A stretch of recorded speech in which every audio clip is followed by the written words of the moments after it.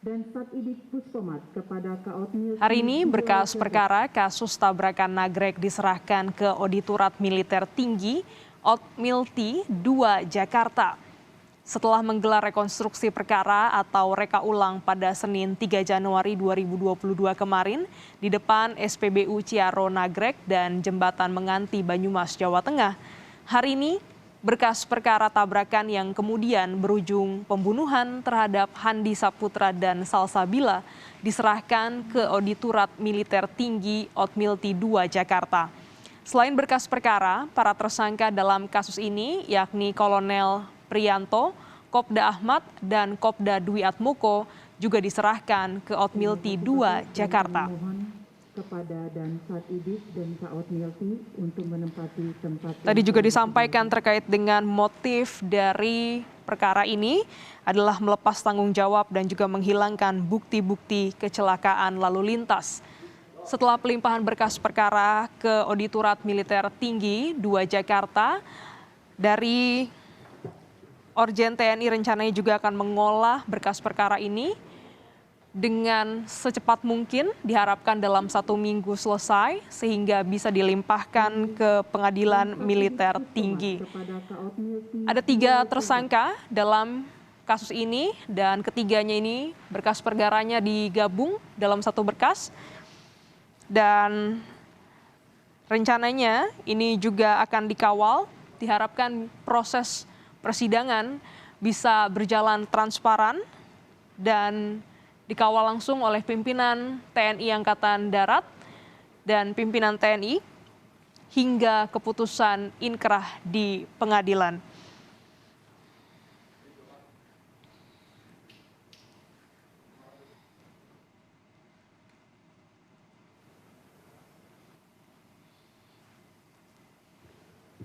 Terima kasih Bapak, dan kami mohon kepada dan Satidit dan Kaotmilti untuk menempati tempat yang telah disediakan.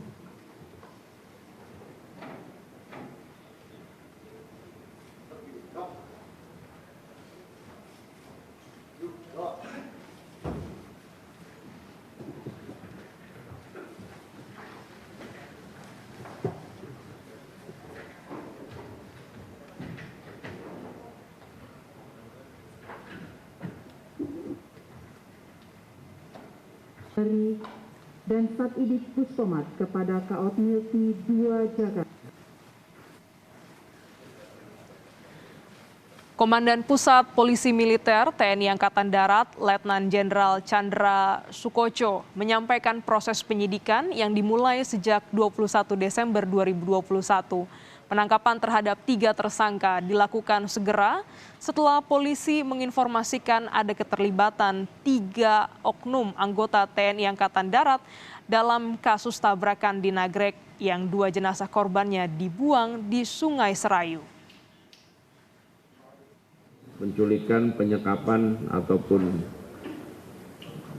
mengangkut menghilangkan mayat dengan maksud menyembunyikan kematian dan laka lalin yang menghilangkan nyawa seseorang secara bersama-sama yang diduga dilakukan oleh Kolonel Infantri Priyanto, Kasih Intel Kasrem 133 NW dan kawan-kawan 2 orang Tamtama.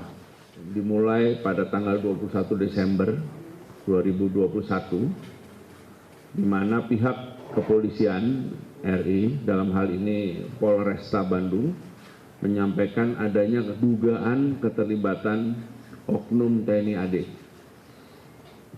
Informasi dari Polresta ini kemudian ditindaklanjuti oleh jajaran kepolisian militer Angkatan Darat di wilayah Jawa Barat. Dari hasil pendalaman, maka informasi tersebut ditindaklanjuti sampai kepada identifikasi pada tanggal 23 Desember 2021 bahwa tersangka pelakunya adalah 3 orang personil oknum personil Angkatan Darat. Langkah pada saat itu adalah segera mencari lokasi mereka di mana beradanya dan malam itu juga berhasil ketiganya diamankan. Dari